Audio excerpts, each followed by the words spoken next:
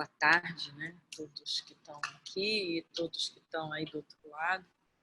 Eu estou muito animada de conversar sobre essa temática, porque eu acho que é um desafio de articular ações que geralmente ficam muito desarticuladas, né? É pensar alguma coisa sobre práticas de educação popular, processos de pesquisa e produção de conhecimento, são coisas que, em geral, a gente trabalha, acontecem de modo desarticulado. As reflexões sobre essas práticas, elas também são em campos diferentes, com lógicas diferentes, e tem pouco debate, na minha avaliação, entre esses campos e as suas raízes, raízes no sentido teórico, metodológico e também dos sentidos que elas têm. Então, eu acho que a gente precisa pensar sobre isso mesmo, né?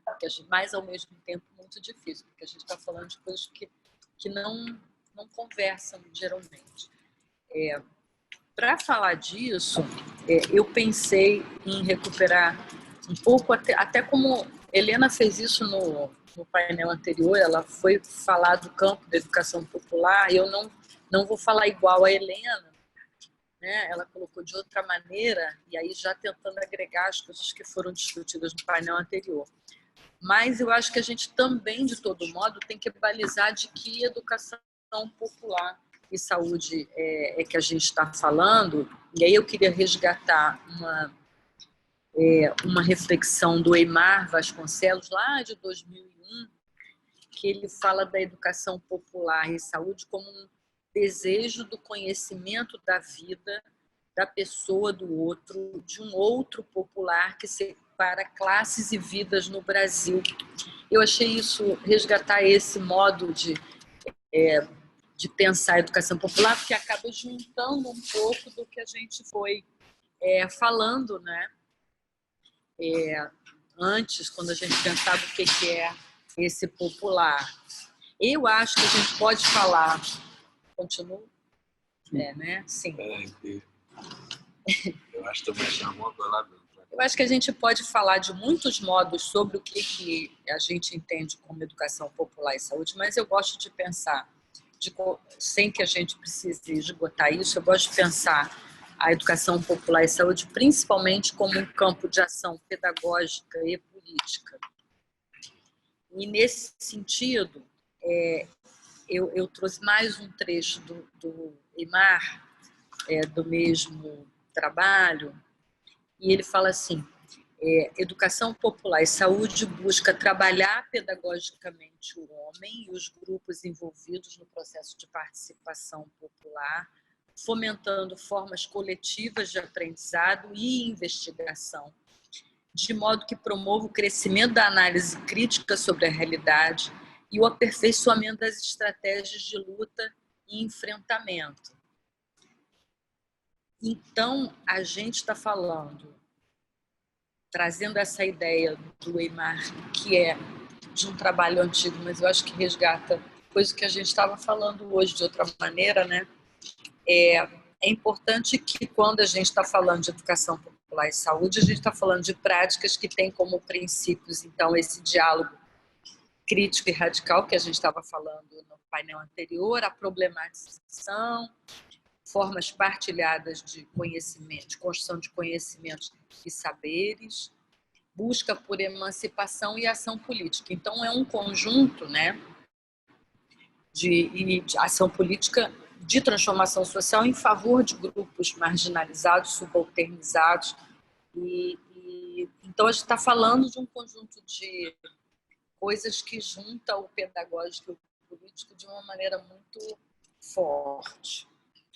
E aí, esses princípios, eu acho que pressupõem a incorporação de formas de pensar a pesquisa dentro dessas práticas. Então, era dessa maneira que eu queria começar a falar sobre essa ligação possível entre educação popular e saúde, processo de pesquisa e produção de conhecimento. Então, a gente está falando de formas de pesquisar que considerem os interesses e os saberes dos grupos que estão envolvidos nas investigações, mas principalmente que sejam práticas que sejam realizadas com os envolvidos. Então, estaria implícita dessa maneira, na minha visão, uma correlação quase que inevitável entre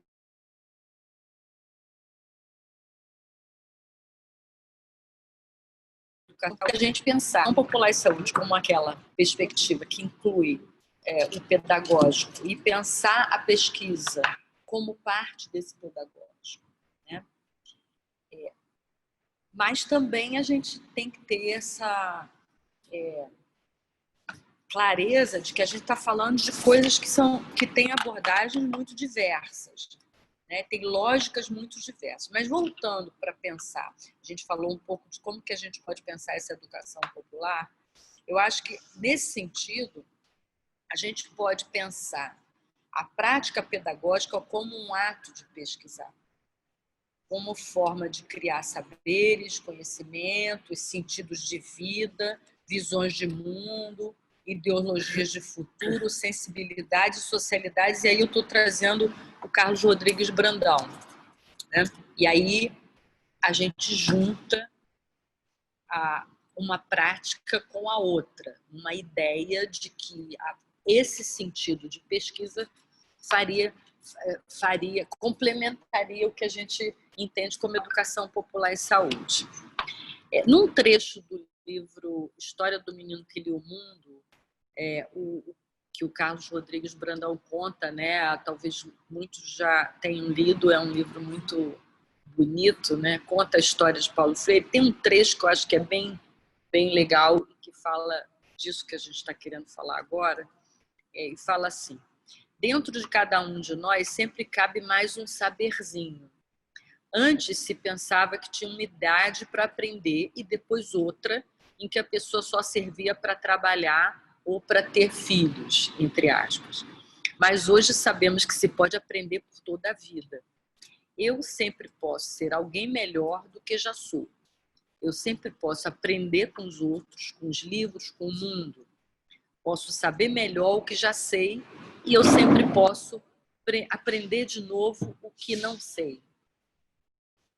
E eu acho que essa ideia, né, que traz bem a essência das ideias de Paulo Freire, nos desafia a pensar outras formas de pesquisa, né? Porque a gente está muito embotado quando a gente fala em pesquisa e em produção de conhecimento e construção de conhecimento, num formato, né? Está muito formatado. A gente, que eu digo, meio acadêmico, né? E se nós, no campo da educação popular e saúde, pensamos que seja importante fazer pesquisa e sistematizar as nossas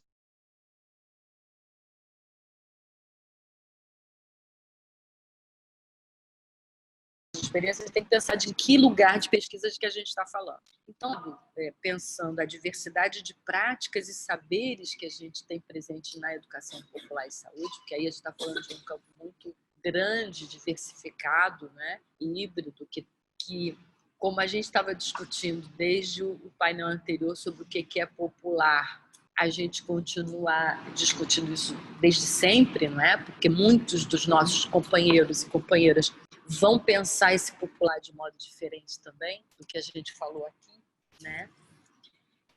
Eu acho que é preciso a gente escolher formas de fazer pesquisa que partam do concreto, dos concretos, das experiências cotidianas, e aí a gente está falando daquele cotidiano, da importância daquele cotidiano que a gente falava também, e que a gente consiga pensar o diálogo entre as várias ciências e os saberes que respondam a perguntas concretas. Porque se for uma pesquisa que não diga, que não dialogue, não fale nada com relação a uma experiência concreta, eu acho que ela não serve para nada nessa nossa forma de pensar a produção de conhecimento e o que é esse campo que a gente está tentando construir dentro dele, né? Então, eu acho que tem uma coisa que é sempre como é que a gente trabalha isso, né? Eu acho que pesquisas que consigam incluir pessoas não acadêmicas no processo de construção da pesquisa é o desafio muito antigo, né? Porque ele está falando de nada novo aqui. Então, e aí a gente está falando do processo como um todo, né? Desde a definição, as discussões, as sistematizações, que consigam, porque geralmente não vai além de uma participação na coleta de dados ou então em um momento, não é? E eu acho que é esse movimento que é difícil e que eu acho que é o importante da gente fazer e que incluam esse olhar e essa lógica do não acadêmico em todas as etapas, porque aí sim a gente tem um ganho de conhecimento. Senão a gente não sai do mesmo, né? A gente não faz o passo à frente. Eu considero que alguns formatos de pesquisação, de abordagens participativas, de sistematização de experiências, algumas formas vão nesse caminho, né? E aí eu queria lembrar, eu recuperei uma ideia de que a pesquisa participante ela cresce a partir das décadas de 50 e 60, sobretudo na América Latina, sob a influência de Paulo Freire, entre 1921 a 1997, e a sua investigação temática no campo da educação popular, vinculando práticas conscientizadoras da pedagogia, da pedagogia da libertação, enfim. Então, essa ideia, esse caminho, não acho que ele tenha que privilegiar este especificamente, mas estou só chamando atenção porque é um caminho de pesquisa que há muito tempo já bebe da fonte da educação popular e saúde, pelo menos a partir de um certo tempo teoricamente, na prática, várias experiências, relatos, né? E eu acho que para que a gente caminhe dessa forma, as pesquisas precisam construir processos coletivos de sistematização. Eu acho que a ideia de ir a um território, trabalhar com alguns grupos e sair do território sistematizado sozinho é uma perda, né? Porque aí a gente não faz o processo de sistematização com os vários olhares presentes, com as várias lógicas presentes, e que aí a gente poderia estar expressando formas de construção partilhada de novos conhecimentos, porque aí a gente traria uma ideia efetivamente de partilha. Eu acho que o que nos une, né, aqui no GT, na ideia do seminário, na ideia do encontro, é um modo de pensar e fazer a prática pedagógica situada na luta histórica contra as várias formas de opressão e do não reconhecimento dos diversos saberes, né? E, em especial dos saberes populares tradicionais ancestrais. Então, eu acho que o debate sobre caminhos possíveis entre essas práticas populares em contexto, e aí eu acho que essas práticas populares em contexto eu insiro a pesquisa, e as lutas por um bem viver é o que está no nosso olhar, né? O que a gente está buscando. Então, eu entendo o seguinte, que eu não me preparei para falar de métodos e nem de metodologias. Eu achei que a gente está nesse campo, está falando a partir desse lugar de princípios e de lógicas. Então, eu achei que, para além da gente falar de métodos e metodologias, eu acho que a gente teria que reconhecer a necessidade de articularmos as nossas práticas pedagógicas e políticas de educação popular a práticas de pesquisa e de produção de conhecimentos que fortaleçam a educação popular como campo de ação e luta, mas também como campo de reflexão e produção de conhecimento. Eu acho que a gente já vem, enquanto GT, reconhecendo a importância de produção de conhecimento, de sistematização, para o fortalecimento do campo. Mas talvez não necessariamente a gente venha trabalhando os processos de sistematização e também as formas de pesquisar e as formas de e algumas perspectivas teóricas que nos unem. Então, assim, acho que a gente avançou em relação à produção de conhecimento, mas a gente precisa definir entre nós se é mesmo importante se debruçar isso. Eu acho para fortalecer essa... Porque eu penso o seguinte, se essas coisas não fortalecem a educação popular como estratégia de luta e de transformação social, é preciso, então, recriar esses saberes, esses caminhos, né? Então, assim, de que modo a gente pensa que a gente pode lançar mão de conhecimentos e saberes para formular maneiras mais solidárias, né? Da gente caminhar, de partilhar a vida e de construir essas estratégias. E se as pesquisas e as sistematizações e a produção de conhecimentos que a gente está fazendo, se elas são importantes, né? Eu acho que a gente tem algumas questões para a gente abrir a discussão, né? Quer dizer, para que pesquisar? Para que, para quem precisamos mesmo dentro desse campo, né? Porque a gente no mundo acadêmico não é quase que uma obrigação pesquisar, né? Então a gente não se pergunta se a gente precisa. Como têm sido as formas de dominação nas pesquisas? A gente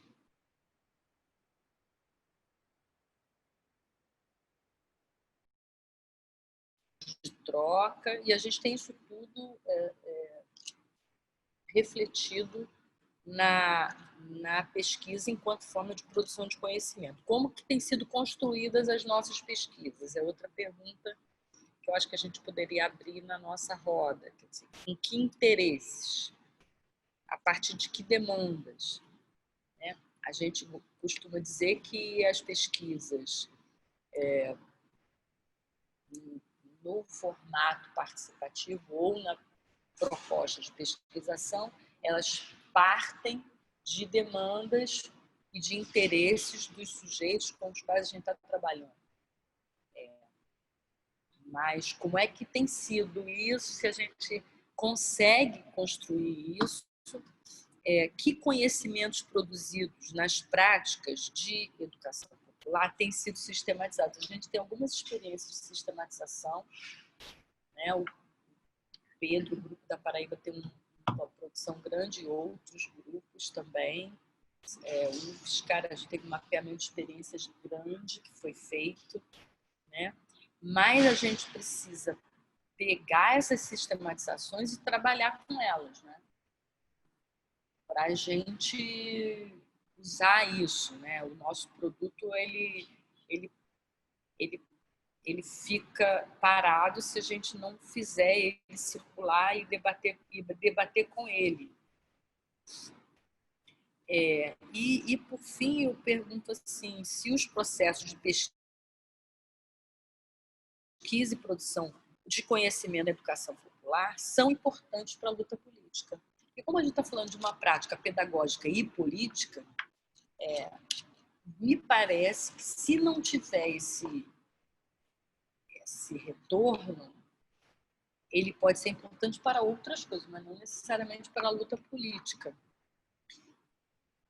E aí, assim, eu acho que a gente tem um papel grande, né, de reolhar as nossas práticas, tanto as práticas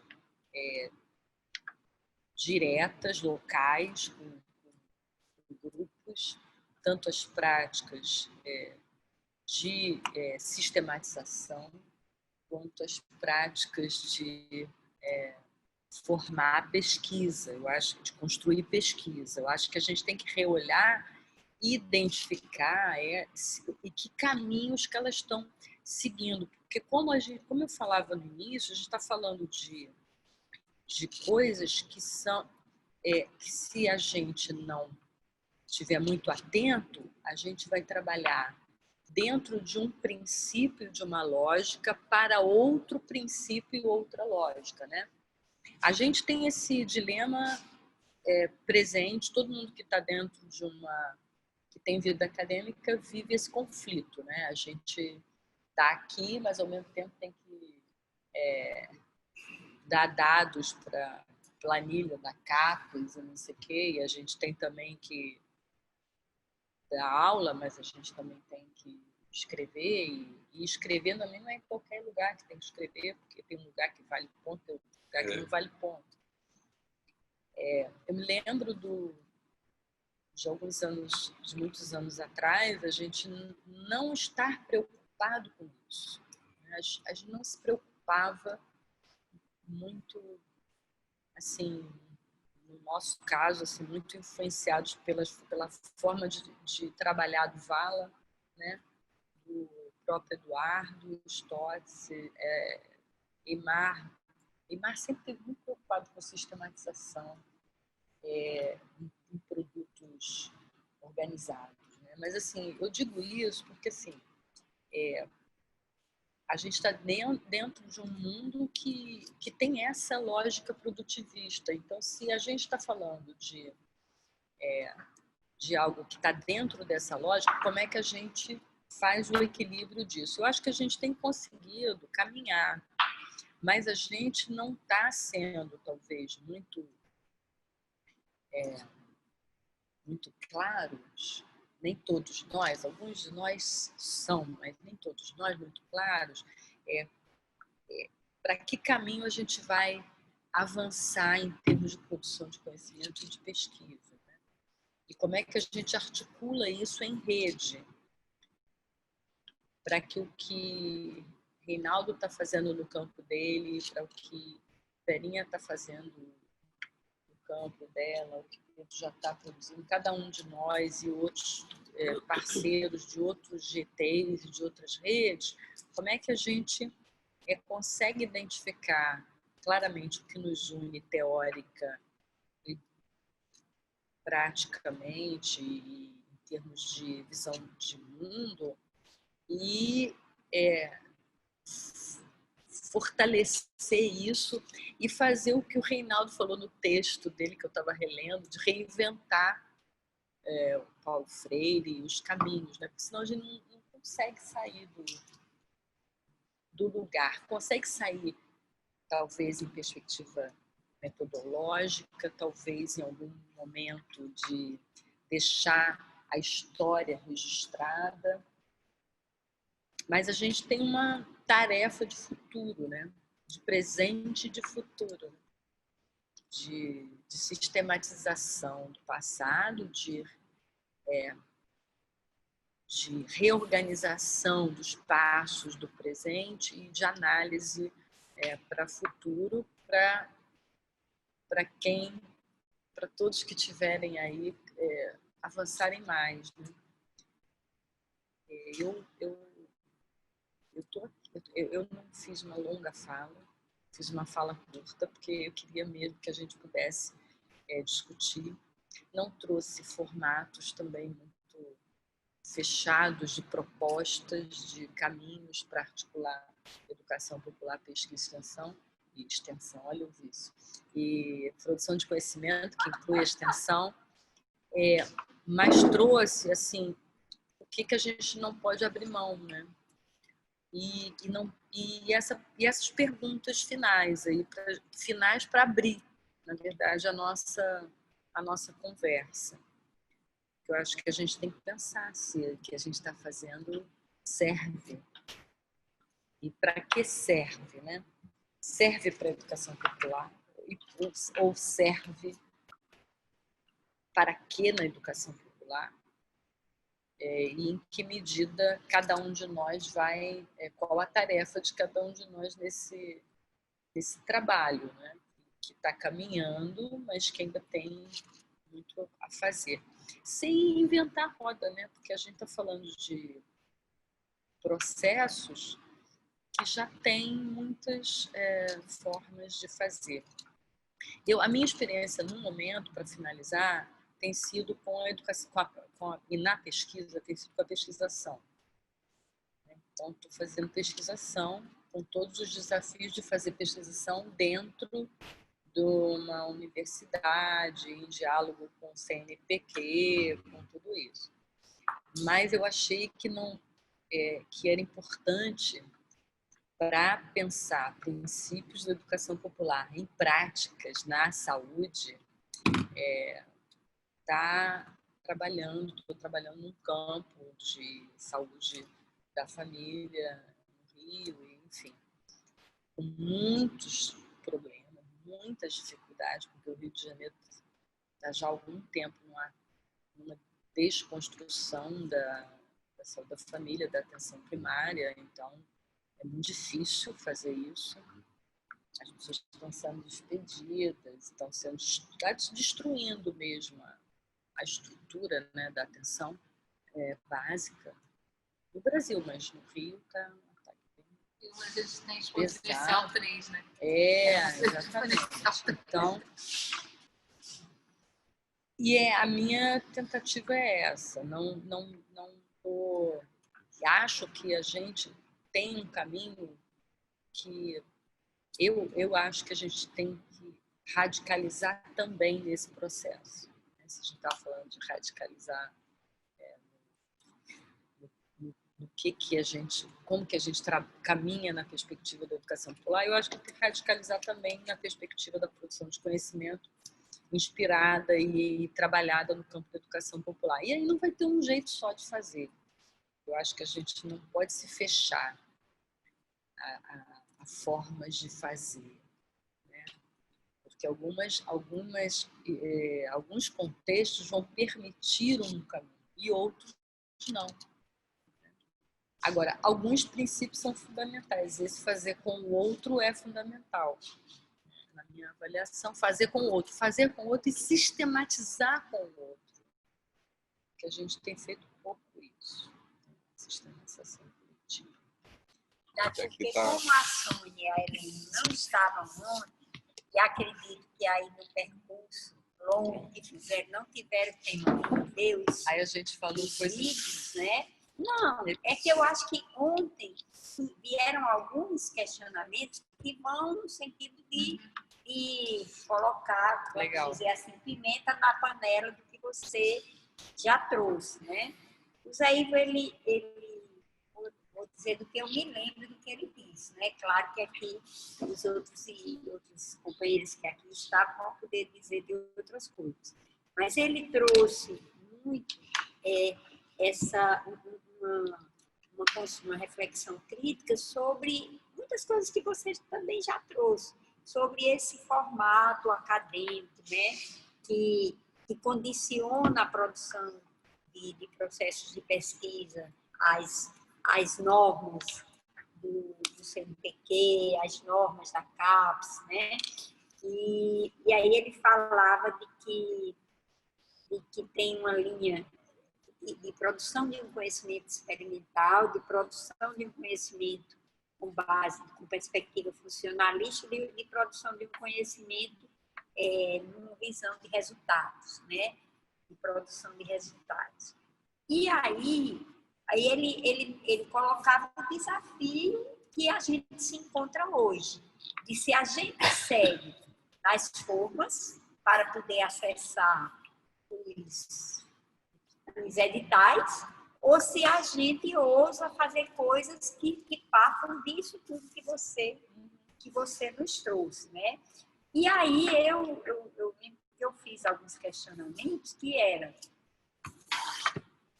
quem legitima o conhecimento produzido, que foi a partir também das reflexões que o Zé trouxe, e depois, assim, por exemplo, na sua fala, você vai referenciando que é a sua experiência como uma pesquisadora que está na academia. Ontem o Pedro também falava desse lugar, e eu fiz uma reflexão sobre o conhecimento produzido pelos trabalhadores e educadores populares que estão fora, que estão nos serviços, que estão nos movimentos.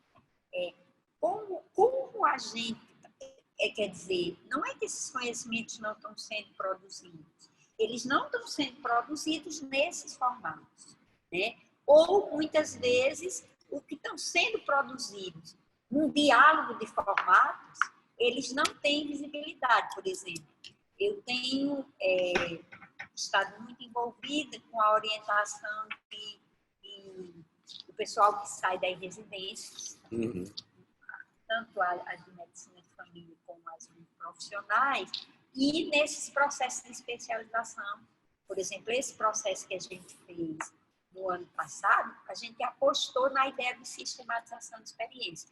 Foram 70 educandos que trabalharam, claro que não foram 70 experiências, porque alguns educandos eram no mesmo lugar, mas nós tivemos aí mais de 40 experiências que foram sistematizadas, e foram sistematizadas em linguagens muito diversas, e as linguagens foram escolha dos sujeitos da experiência, quer dizer, foram construídas com esses, não foram só construídas pelos educandos do curso, foram construídas com os sujeitos das experiências, e eles escolheram as linguagens pautadas na perspectiva de quais são as linguagens que dão conta de socializar esse conhecimento com quem ele precisa inicialmente ser socializado. Então, acho que essa era uma das questões que eu acho que a gente tem que se debruçar para seguir aí nesse caminho que a Sônia nos aponta, que eu acho que nós estamos aqui em sintonia, né? O que ela trouxe hoje está em sintonia com as coisas que foram sendo colocadas ontem.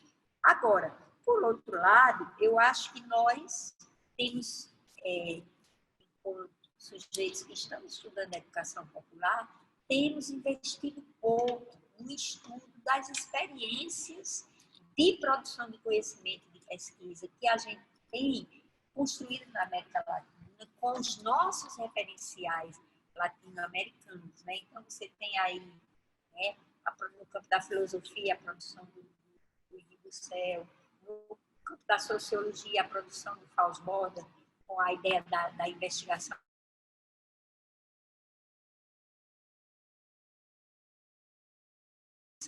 que aí vai ser reconfigurada por autores, e ele faz um olhar crítico sobre isso, que, por exemplo, fazendo um diálogo aqui, uma para-discussão, parece um pouco com a discussão que a gente tem hoje da aproximação das PIC com a educação popular, que a gente discute as PICs como se elas estivessem no mesmo plano das práticas populares de cuidado, mas elas estão destituídas de um sentido político que as práticas populares de cuidado estão. Então, a crítica que o Fausto-Borda faz a versões americanas que foram feitas da investigação ativa participativa foi muito nesse sentido. Eles pegam a técnica e destituem essa técnica do seu conteúdo político, de classe, de perspectiva. Então, assim, a própria história da pesquisa participante, sistematizada pelo Brandão, ela tem sido muito pouco estudada por nós, né? Então, acho que eu penso que a gente realmente precisa avançar nessa perspectiva de discutir que pesquisa não é uma coisa só do campo da academia, embora a academia tenha isso como seu objeto, né? Mas a gente também precisa, se a gente quer se aprofundar nessas perspectivas populares, a gente se aprofundar nas experiências de produção, de conhecimento de produção, de pesquisa que nós temos já pautadas na América Latina. A Helena nos lembrava hoje, na hora do almoço, do campo da epidemiologia, o Jaime Freire, né? Então, assim, aqui no Ceará, com a chegada da Fiocruz e um grupo muito que vem do GT de agrotóxicos, se tem investido muito nessa ideia da pesquisação com os sujeitos populares, né? Principalmente nesse campo da saúde, ambiente e trabalho, né? Agora mesmo também com a ideia de se criar alguns mestrados profissionais para fortalecer isso, onde os sujeitos que vêm, grande parte deles são sujeitos que vêm dos movimentos populares, seja do MST, dos atingidos por barragem e outros movimentos. Mas essa era uma outra coisa que eu queria trazer. Como é que a gente pode, nesses nossos espaços reflexivos que a gente começa a construir a partir de agora de uma forma mais sistemática, mais propositiva, como é que a gente pode também se debruçar sobre o que já tem, né? Para aprender mais com o que já temos e podermos reconfigurar e pensar e ir para frente, né? Então, primeiro assim, pós-graduação, né? Faz 2 anos e algum pouquinho que eu entrei na pós-graduação como professor, né? Foi na mesma pós-graduação que eu fiz mestrado, doutorado, lá na pós-graduação em educação, na linha de educação popular, da UFPB, e eu me sinto em casa, né? Mas, assim, uma coisa muito legal que foi sendo, assim, constituída foi a relação com os estudantes, né?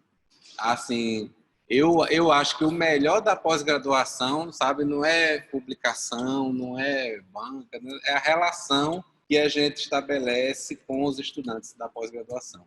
E no caso lá, grande parte dos estudantes que passam são pessoas que realmente ou vêm de experiências importantes de educação popular pelo Estado e até de estados vizinhos, ou são pessoas que vêm de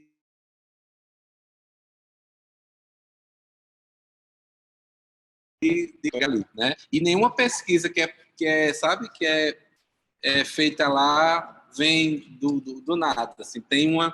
Agora, por exemplo, eu vou ter a honra, né, de ter uma orientanda que, na verdade, ela que vai me orientar. Que ela vem do povo indígena Chucuru, lá de Pernambuco, né? Paulette trabalha com eles também, Ana e Flávia. Ela está morando há um tempo em Mamanguape, não, na verdade em Rio Tinto, que é litoral norte da Paraíba, que também tem uma comunidade indígena forte. Fala que estava lá no Não, Congresso, não, ela chegou há pouco tempo e assim eu nunca trabalhei com população indígena, né? E vou aprender com ela. Assim, ela quer estudar assim um pouco os processos educativos pela educação popular que acontecem dentro da comunidade de origem dela, né? Então, assim, eu digo, poxa, fiquei apaixonado. Tem até outro amigo que ele sim trabalha como desde outro colega, né? Aí eu disse, olha, se você a prioridade é sua para você orientar, que é a sua área, mas se os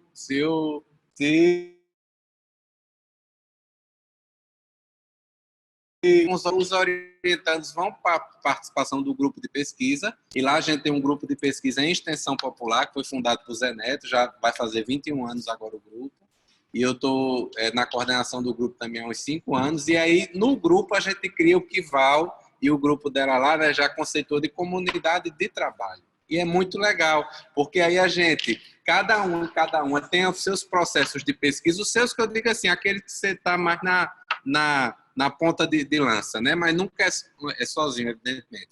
Mas a gente junto faz coisas. Então a gente faz seminários, por exemplo, semestrais, para abrir uma roda de conversa para que as pessoas compartilhem como é que está sendo a minha pesquisa em educação popular. Eu estou encontrando dilemas para fazer essa pesquisa, eu estou encontrando obstáculos, eu encaro dificuldades, como é que eu me sinto nisso? E também para a gente trazer pesquisas que já foram feitas para que sejam apresentadas e problematizadas. Então, a gente está conseguindo fazer uma vez por semestre.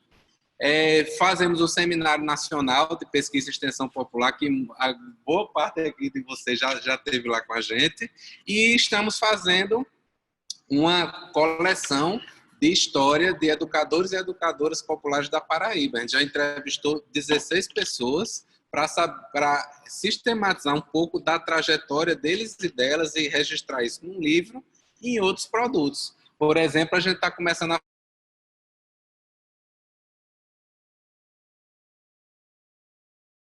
a gente já entrevistou 16 pessoas, então tanto tem onde o livro vai ter o capítulo com a vida daquela pessoa, depois do capítulo, por exemplo, o Eimar está lá no nosso livro, então tem um capítulo do Eimar e depois tem um texto que o Eimar escolheu, que é um texto que ele acha que é um texto, sei lá, que representa bem a obra dele.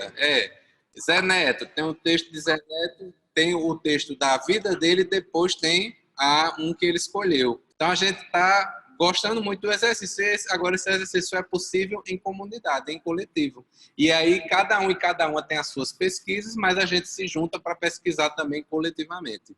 E aí, por exemplo, agora eu vou ter o prazer, Verinha vai estar na banca, vai ter uma orientanda nossa que estudou os processos educativos de um grupo de capoeira Angola, que ela desenvolve numa comunidade de periferia urbana lá de João Pessoa. E eu não sei nada de capoeira, não sei nem dançar direito, quanto mais jogar capoeira. Mas eu tive uma aula de capoeira, sabe, dialogando com a dissertação dela. Impressionante.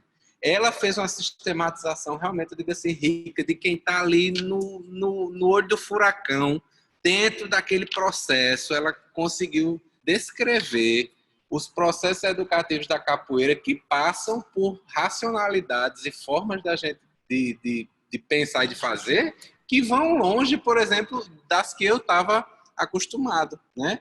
E aí o que eu fui tentando fazer como orientador foi dizer assim, dando linha, coloque para fora, assim, vá construindo uma linha e vá trazendo isso para a gente aprender com a sua experiência, né? Então, assim, aí pronto, vamos lá, aí vem a questão, mas para ficar na pós-graduação, pelo menos lá é assim, tem que ter 4 artigos, no mínimo B2 no quadriênio. Aí tem gente que fica irritada lá comigo, mas eu digo assim, eu vou fazer o mínimo possível, eu fiz o mínimo, estou tranquilo. Não, faço o máximo, mando para não sei o quê. Eu vou fazer o que eu puder, porque o meu objetivo não é produzir. Podemos até e vamos produzir, mas como consequência dessas relações humanas de ensino, de aprendizagem, de luta e de mobilização. Tá entendendo? Então, assim, é uma delícia ficar lá e eu acho que é por isso, tá? E aí, assim, tem a ver com a segunda coisa que eu ia dizer, é que por essas várias coisas, eu acho que é importante ocuparmos esses espaços, né? Ocupando, ressignificando, claro, né? Então você não vai, né?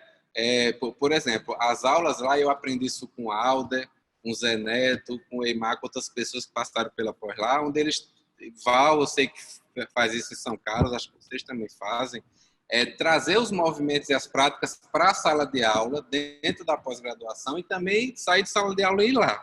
Então a gente quase todas as nossas aulas a gente tem um momento de estudo, de debate como a gente está tendo aqui, mas também temos um momento de acolher os movimentos e as práticas, também estudar e debater com eles e com elas. Teve uma pessoa da comunidade do Cristo, onde a gente trabalha, que ouviu falar dessa disciplina da pós e disse, professor, eu posso ir? Eu digo, pode. E ela foi, participou da disciplina toda. E aí depois eu dei um jeito lá, registrei para ela receber como curso de extensão a disciplina da pós, que ela não podia escrever como aluno especial. Mas tá entendendo? Então, assim, a gente construir essas coisas. E aí, eu penso que, evidentemente, a moeda de troca hoje nesse ambiente é a danada da publicação, né? Qual é o qualis? Aí ontem a gente falou muito disso, né? Zé falou, o artigo é equalizável ou não equalizável, aí lhe convidam para escrever numa revista, você fica logo tentado olhar o qualis para ver se vale a pena, se não vale. É uma doidice, entendeu? Aí, o que é que ocorre? Eu acho que a gente tem... Eu estou muito provocado, aí uma coisa bem pessoal, que eu vou dizer assim. Eu estou encerrando hoje o ciclo na coordenação do GT, já encerrei outros ciclos no ano passado, Aí eu tô começando a pensar, né? Quais os próximos projetos da minha vida, assim. Vou encerrar na segunda vez que você vai deixar. Não, eu não vou sair do GT, mas o que eu tô dizendo assim, né? O que é que, né? Aí uma das coisas que eu tô muito tentado, assim, é tentar ou participar de alguma revista, mais sistematicamente, ou um coletivo nosso a gente criar.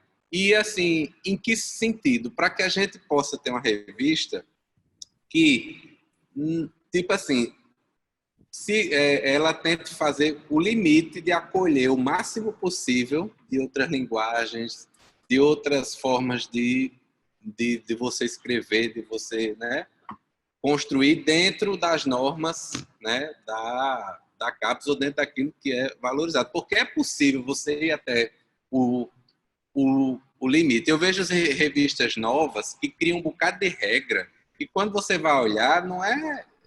todo artigo tem que ter um doutor. Mas se você for olhar as revistas altamente qualificadas hoje, elas não pedem necessariamente isso. O artigo só pode ter 3 autores. Não, isso aí não é uma coisa que... Aí fica se criando as regrinhas que só exclui. Aí o meu pensamento é como é que a gente pode, sabe, ter uma revista que eu quero dizer assim, é um instrumento ou um caminho de publicação, de socialização,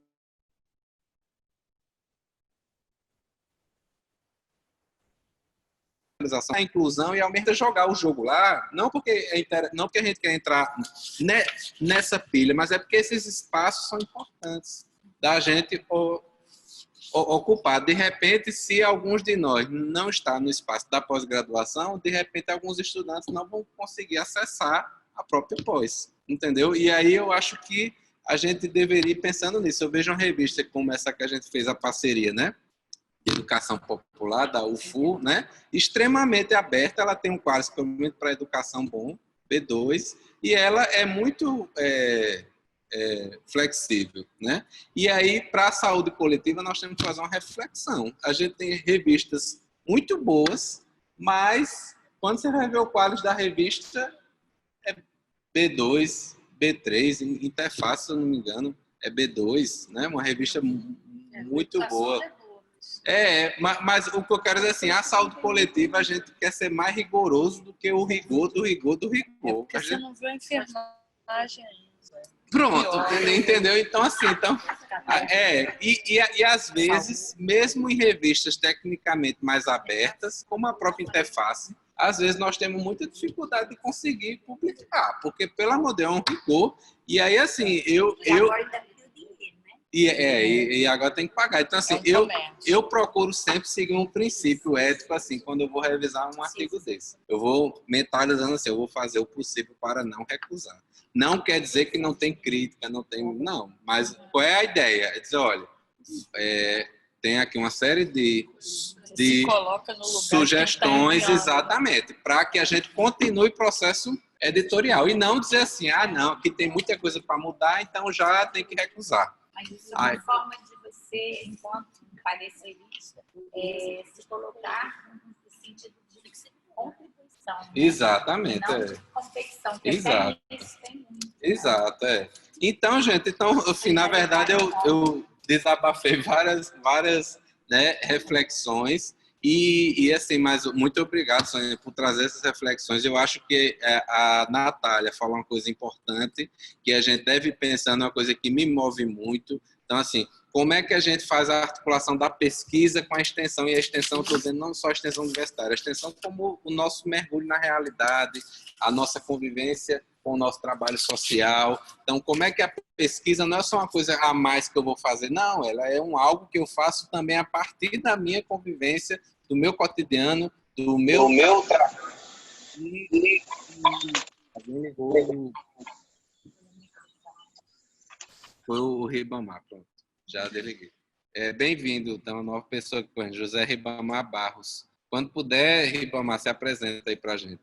Então, assim, como é que a gente trabalha essa indissociabilidade também, que aí os pró-reitores falam muito nisso, né, também, mas o que eu estou falando é isso, é a pesquisa, a extensão, o contato com a realidade, mobilizando a pesquisa também e vice-versa. E, por último, a sistematização de experiência. ela é muito mobilizadora e empoderadora também. Assim, eu lembro de logo quando eu comecei a participar das coisas, foi logo quando estava tendo a chamada para o livro da perplexidade lá, né, que Emma organizou com Lia, com Eduardo Simon, e eu escrevi um texto ali. Eu estava recém começando, eu dizia, eu não vou escrever nada, não tenho nem o que dizer, eu estou fazendo um projeto de extensão aqui, eu não sou ninguém ainda na fila do pão, né, como o povo fala. Aí o pessoal disse, não, escreva, né, fala aí. Então, aquilo foi importante para começar. Aí eu me constituí como sujeito, eu falar da minha experiência. E eu sinto que isso, a gente no GT recentemente tem organizado várias coletâneas, né? Muitas pessoas têm publicado bastante texto com a gente, e a gente sente o quanto isso é empoderador. As pessoas assim, se reconhecem, as pessoas se mobilizam para escrever, para contar a sua história. Claro que isso é só o ponto de partida, você falar do seu eu. A partir daí você vai se rever, você vai se analisar, vai se fazer a problematização, etc. e tal. Mas esse ponto de partida de você contar a sua história, eu acho assim muito, sabe, animador, muito mobilizador. É isso. E obrigado, Sônia, por trazer essas questões que você traz sobre a pesquisa e sobre todas as perguntas que a gente tem que se fazer, né, ao entrar num processo de pesquisa, né? E eu acho que algumas questões chaves que a gente precisa estar aí respondendo para a gente mesmo. Por que pesquisar? Quais as motivações que a gente nos levam? E o para quê, quais as finalidades, né, da pesquisa? Eu acho que é super importante também se perguntar com quem, né, quais são os parceiros, os interlocutores, os companheiros dessa pesquisa, né? E também a localização, a situação, onde, quando, né? Quais os contextos históricos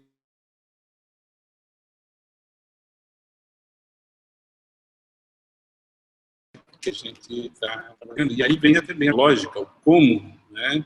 Mas ainda, quais os critérios, né, segundo os quais a gente vai avaliar, orientar o próprio trabalho, né? Os critérios de avaliação, de condução. Mas é uma questão chave que eu acho que precisa estar bem perguntando, é quem que pesquisa, os sujeitos da pesquisa. Sujeitos que é não só os destinatários, para quem ou com quem você pesquisa, mas quem são os sujeitos. E aí eu lembro, e aí você diz, traz essa ideia de uma pesquisa como um processo coletivo, né? E é um processo coletivo. Me lembro do Jacques Gauthier, com a sociopoética, que entende o próprio grupo como pesquisador, né? E também a ideia de uma radicalidade, isto é, eu acho que de um enraizamento, né? Ser radical significa se enraizar. E eu acho que pelos espíritos, né, invisíveis das plantas, há muitas formas, muitos tipos de raízes, né? As raízes que se espraiam sobre a terra e as que se aprofundam, as raízes rizomáticas. Então, eu acho que também os diferentes processos de lutas e pesquisas, elas constituem raízes com estruturas diferentes que de certa forma se complementam, se apoiam na sustentação de todo o ecossistema do conjunto de plantas e seres que nascem, né? Então as raízes de profundidade se complementam com aquelas que se articulam com as rizomáticas. Bom, eu imagino então que ser radical, né, fazer essa opção radical é buscar empoderar esses diferentes tipos de raízes, de radicais que na própria realidade do próprio ser. Agora, isso acho que nos faz extrapolar o contexto da pesquisa no âmbito acadêmico e entender as pesquisas em todos os âmbitos, né? Eu vejo as comunidades indígenas, as comunidades populares desenvolvem amplos e complexos processos de pesquisa, né? Por exemplo, as medicinas indígenas, né? Elas são resultados de de processos de pesquisas milenares e altamente complexos que trazem, pois, até o resultado dessas pesquisas de uma forma também que, com diferentes metodologias de comunicação, mas são sempre processos também de pesquisa, que são pesquisas que utilizam diferentes formas de elaboração do saber, né? Com diferentes linguagens, quais expressam de diferentes maneiras. E também se comunicam, são comunicadas, cultivadas com diferentes contextos. Você pega, seja as práticas das religiões populares de Umbanda ou afro-brasileiras, são diferentes das xamanismo, das outras formas de produção de saber, de conhecimento e também de formas de vida e de cultura. Bom, talvez aí fica um desafio. Como articular as pesquisas que nós desenvolvemos no âmbito acadêmico, né, que também tem uma multiplicidade, é uma produção também extremamente rica, e diversificada no campo popular. Basta fazer uma rápida olhada nas dissertações e teses, né, que estão sendo produzidas nas últimas décadas e que focalizam e que trabalham em profundidade, com rigor, diferentes dimensões da produção do conhecimento, principalmente dos saberes populares. Então, como articular essas pesquisas acadêmicas com esses processos de produção de saber, né, de vida, de modos de ser, que vêm sendo cultivadas pelos mais diferentes movimentos sociais, que muitas vezes são invisibilizados, desqualificados, excluídos como senso comum, como superstição, como conhecimento não científico, etc., porque sempre são vistos desde um ponto de vista extremamente reducionista, né, a uma lógica. Um outro aspecto que você coloca, que me chamou a atenção, é a diferença entre metodologia e própria lógica, própria estrutura de conhecimento. E aí me lembrei do Gregory Bateson, com a teoria da complexidade, né? Ele diz que em Mente e Natureza, que é um dos livros dele, mostra os critérios que configuram um processo mental, no sentido de um processo de vida, né? A articulação e me parece assim o pulo do gato na compreensão do Bates, da complexidade, é entender como todo o processo vital é a relação entre diferentes elementos que se configuram, que se articulam pela constituição de diferenças que alimentam uma certa reciprocidade, uma certa circularidade nas relações entre esses elementos. E essa circularidade em espiral vai se retroalimentando, né, nos processos de construção autônoma e evolução autônoma e em relação orgânica com todo o contexto. E nesse processo de articulação dos elementos vai se constituindo, vamos dizer, conexões não só entre os elementos, mas conexões entre os diferentes ciclos de movimentos de conexões. A lógica, portanto, não está na relação entre os elementos, mas na relação entre as relações entre os elementos. Tá? Então, são essas estruturas lógicas que vão constituindo uma estrutura evolutiva, que vai conectando cada ciclo, cada movimento com o próximo, com os outros movimentos. As lógicas de conexão, né? E esse é a aprendizagem, ou a estrutura de segundo nível, né? Que é onde se articulam não somente os elementos, mas as estruturas de conexão se constituem na relação entre os elementos, né? E ainda no terceiro nível é a própria conexão entre os diferentes processos vitais, né? Que se articulam num outro nível muito mais amplo de conexões de processo. Então, entender a pesquisa, né, o conhecimento se produz não só na descrição, no entendimento de cada elemento, da relação entre os elementos singulares, mas nas lógicas de conexão dessas relações, né? E é aí que se produz o verdadeiro salto de qualidade, né? As mudanças essenciais. Os processos de pesquisa eles trazem como produto não só a descrição de um processo, mas a construção das lógicas que animam, né, que vitalizam esses processos.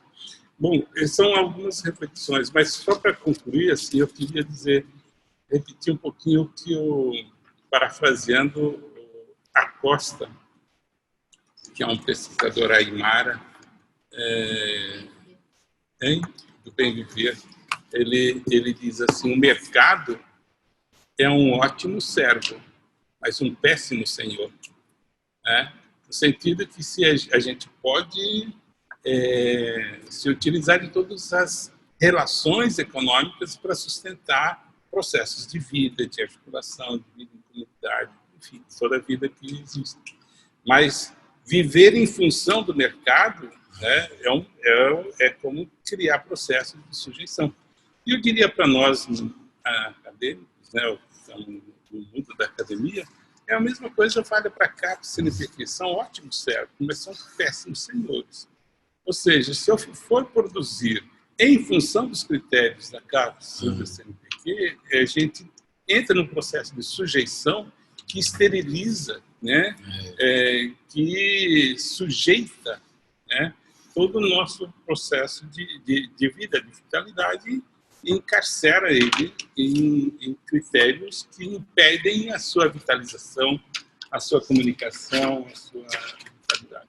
Agora, a gente pode justamente se utilizar de todas essas estruturas, todos esses dispositivos, para sustentar os processos vivos de pesquisa, que eu acho que você disse, que são as pessoas em relação que, enraizadas nos seus contextos sociais, políticos, culturais, econômicos, né, epistêmicos, enraizados neles, vão tecendo relações e, portanto, formas de expressão, de comunicação e de compartilhamento dessas experiências ou desses saberes de experiência feita.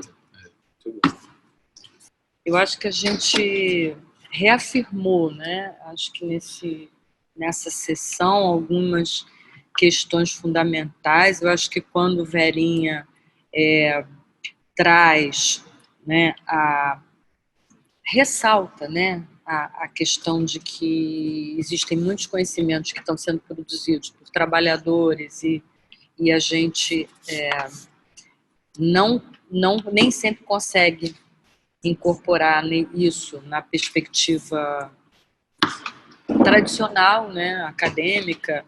Eu acho que é fundamental de não perder de vista dessas formas de dominação, né, de submissão, como o Reinaldo estava falando, e de dominação. Eu acho que a gente aponta aqui, em relação ao debate, a necessidade da gente estar resgatando, né, a sistematização das experiências em várias linguagens e também uma retomada, um reolhar sobre os trabalhos já produzidos na perspectiva da educação popular, seja no campo da pesquisação, pesquisa participante, sistematização de experiência ou outra abordagem, mas especialmente eu entendo que eu coloco isso, e eu acho que Verinha e alguns colocaram também, a necessidade da gente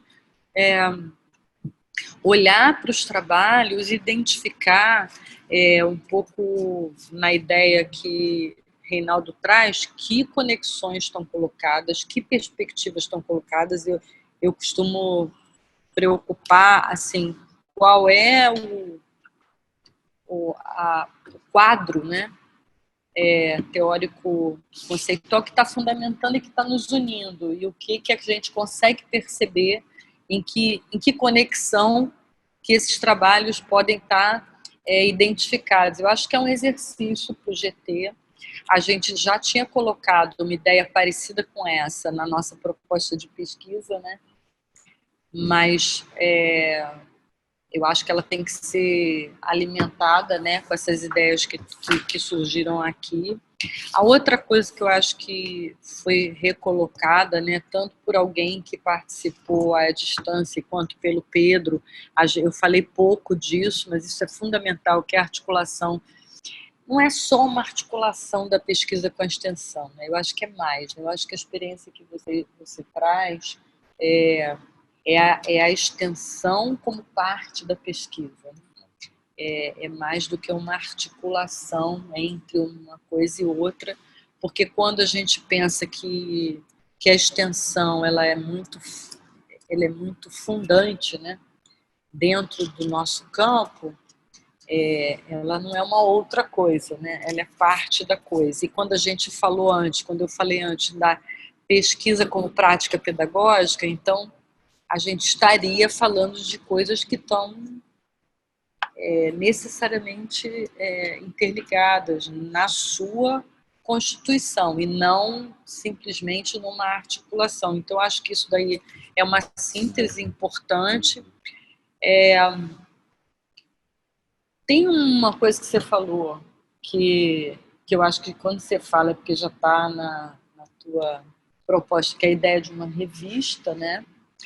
E aí a ideia de uma revista, ela é muito interessante, mas ela é bem desafiadora, porque a revista ela está totalmente submetida às revistas, geralmente.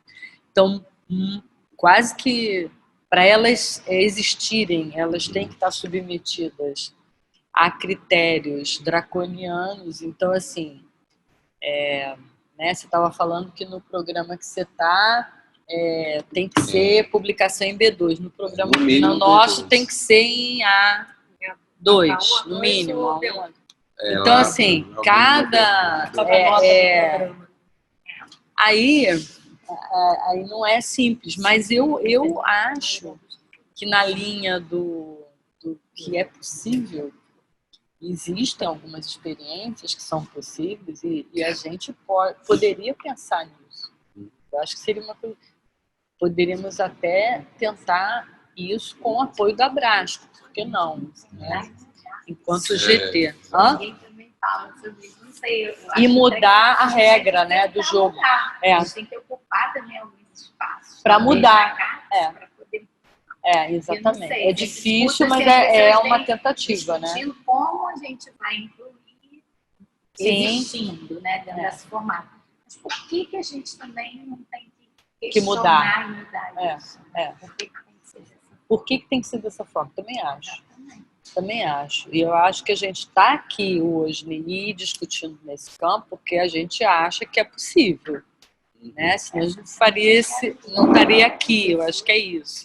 Eu já tenho uma companheira. Então, tenho certeza que tem mais. Tem. Vamos pensar, quem sabe.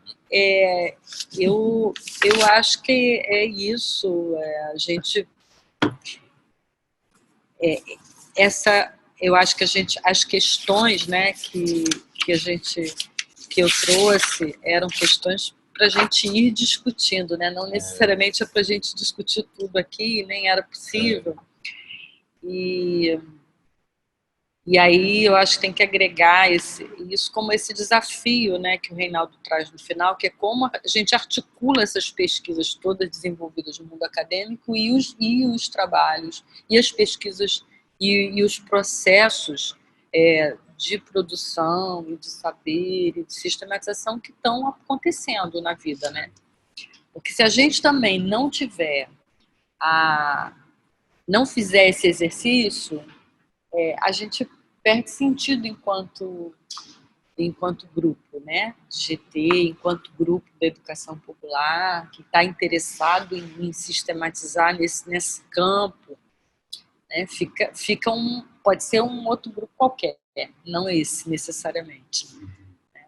Eu queria deixar para a gente, quer dizer, ninguém falou disso, não sei se eu falei muito quer dizer, eu coloquei muito a questão de Quer dizer, minha última pergunta para a gente era se esses processos de pesquisa e produção de conhecimento são importantes para a luta política. Eu queria fechar com essa questão, porque eu acho que a gente está num momento de muita luta, né? Inclusive luta dentro dos espaços acadêmicos para a manutenção de um conhecimento produzido coletivamente, com esses princípios que a gente está colocando. Então, eu acho que seria importante a gente, talvez, ter como produto também a gente não falou sobre isso, mas está me ocorrendo isso agora, a gente ter como algum documento nosso, para além de documentos, né, são ações, mas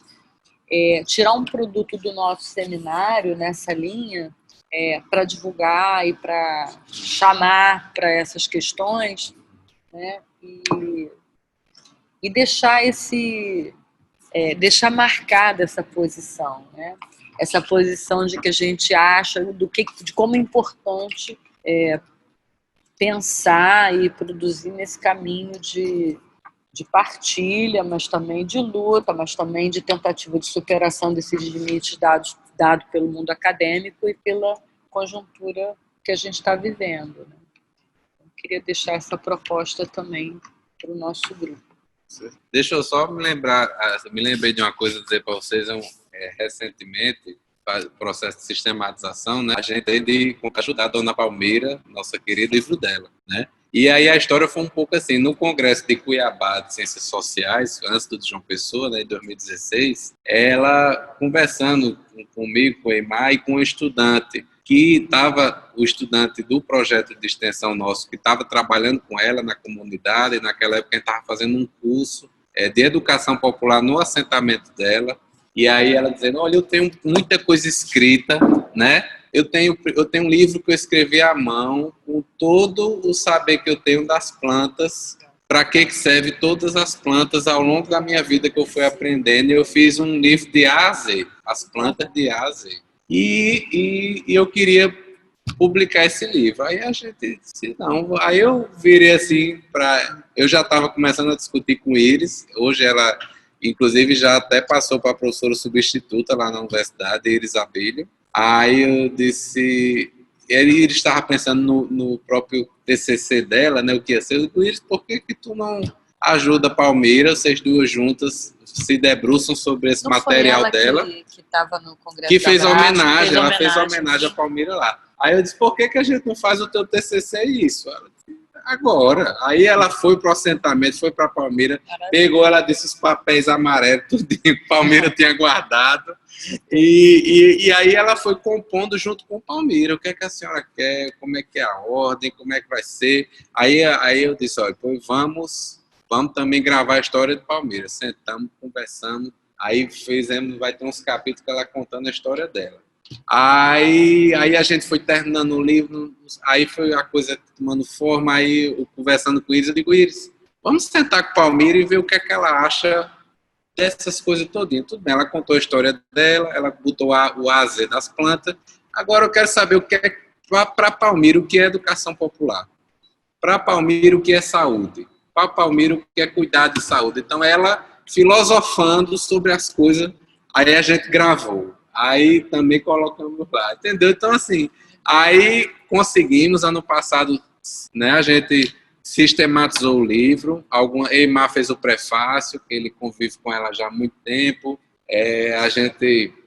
o ex-ministro nosso da Saúde, né, o Alexandre Padilha, conseguiu uma interlocução com um colega professor que é do PT, o André Bonifácio, conseguiu falar com ele teve um encontro com Palmira no Abrascão de Porto Alegre, não sei quem lembra, na abertura, ele fazendo um textinho, enfim, várias pessoas que conviveram mais com ela, claro, foram fazendo texto.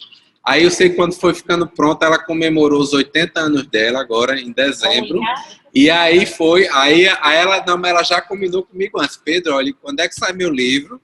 Que a gente tava naquela parte da editoração, essas burocracias, né, ISBN, ficha catalográfica.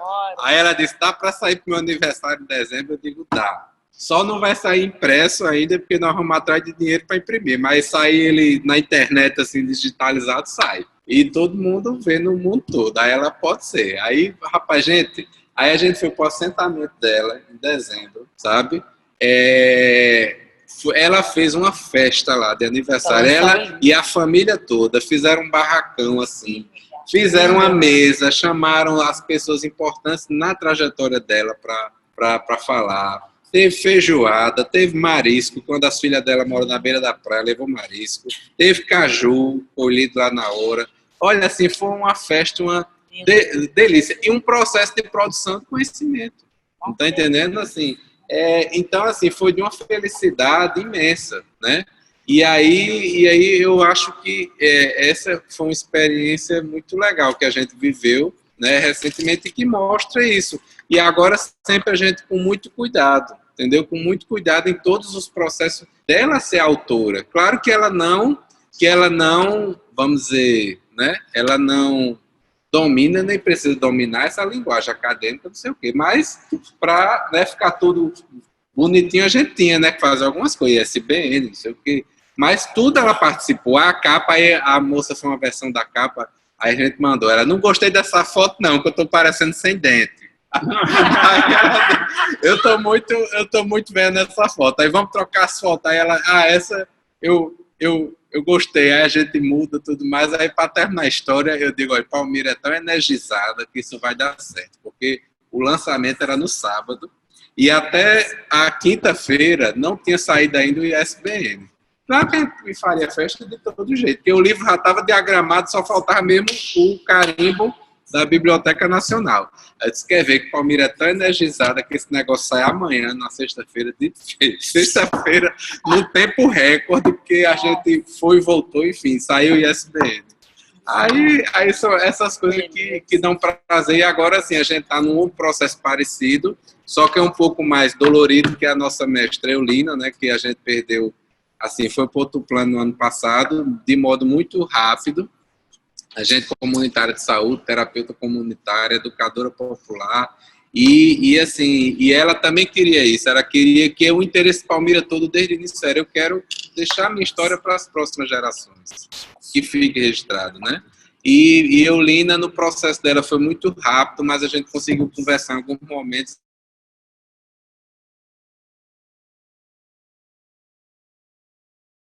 Ela também ela nesse plano, resgatando em vídeos, coisas que a gente tinha dela, a gente está resgatando tudo que a gente pode para também ter o livro dela. Então, eu acho que são, né, contribuições também que a gente pode fazer, e uma outra contribuição importante que nós fizemos em vários momentos do Movimento de Educação Popular, e a Comissão de Ciências Sociais faz bem, desde o Congresso de Cuiabá e fez nesse com a ajuda de Verinha e de outros companheiros, são as outras linguagens, né, que é os trabalhos em outras linguagens.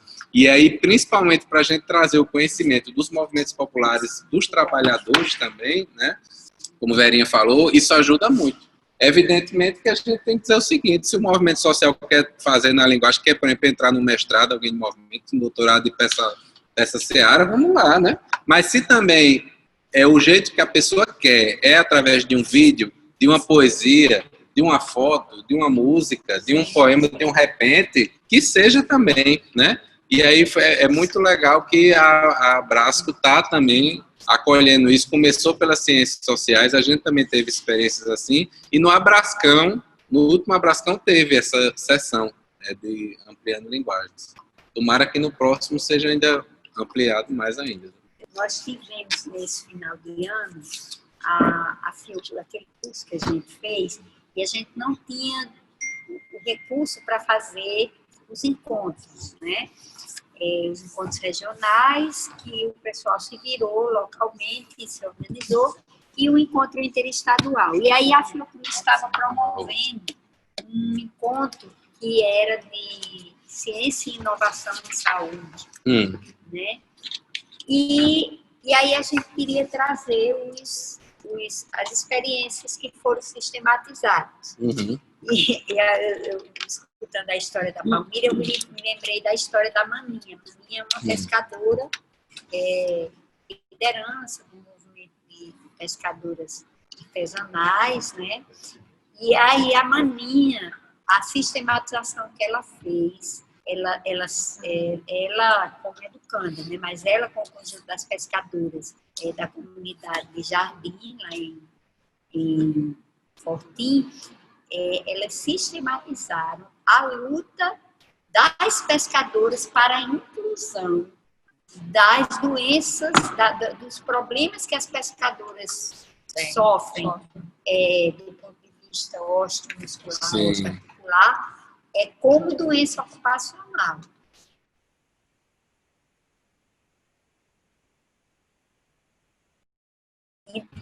Ela foi apresentar como outras experiências foram se apresentar. E a gente tinha construído uma feira e colocaram o pessoal dentro de uma sala. Quando o pessoal viu a sala, disse: essa sala não cabe a gente. E nem ninguém vai vir aqui dentro ver. Nós vamos ocupar aqui o corredor. Foi todo mundo para fora. Cada um ocupou um centro. Aí o pessoal da organização do evento chegou desesperado e disse: nós vamos ser multados. Pelo centro de eventos, vamos ser multados por isso aqui. Aí o menino do MST, que tinha trabalhado com a feira de agroecologia, já estavam vendendo tapioca e café que eles tinham levado, porque lá no centro de eventos não tinha, e isso fazia parte da apresentação dele. Aí, Aninha, quando viu um monte de gente, o povo do teatro se apresentando ali, ela disse: eu só me apresento no final, quando tiver todo mundo para me escutar. Tá vendo? E aí ela esperou que todas as outras apresentações concluíssem. Ela disse: olha aqui, agora vem todo mundo para cá. E aí ela fez a apresentação dos mapas afetivos que ela construiu em pedaços de pano, mostrando essa luta das pescadoras pela inclusão das doenças ocupacionais.